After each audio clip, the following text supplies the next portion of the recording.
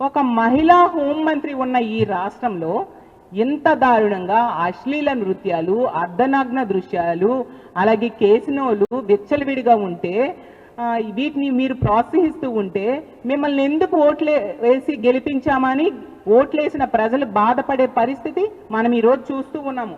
ఎందుకంటే ప్రతి సందర్భంలో కూడా మహిళా హోంమంత్రి గారు ప్రెస్ మీట్లు పెట్టి చాలా స్టేట్మెంట్స్ ఇస్తూ ఉంటారు. చాలా మా పార్టీ వాళ్ళకేమో వార్నింగ్లు ఇస్తూ ఉంటారు. మరి ఎంత దారుణంగా మీ కూటమి నాయకులు ప్రవర్తించేటప్పుడు మీరు ఎటువంటి చర్యలు తీసుకున్నారు?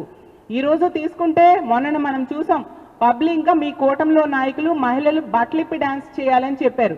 వాళ్ళని ఎందుకు మీరు వాళ్ళ మీద కేసులు పెట్టలేదు హోంమంత్రి గారు? వాళ్ళని ఎందుకు నడి రోడ్డు మీద నడిపించలేదు?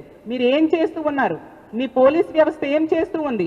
సెటిల్మెంట్లో బిజీగా ఉన్నారా హోంమంత్రి గారు అని నేను అడుగుతున్నాను. ఒక మహిళ అయ్యుండి మీరు మహిళా హోంమంత్రిగా ఉన్న ఈ రాష్ట్రంలో మీ కూటమి నాయకులు ఎంత దారుణంగా మహిళల కోసం మాట్లాడుతూ ఉంటే మీరు ఏం చేస్తూ ఉన్నారు? సిగ్గుతో తలదించుకోవాలి హోంమంత్రి గారని నేను అడుగుతూ ఉన్నాను.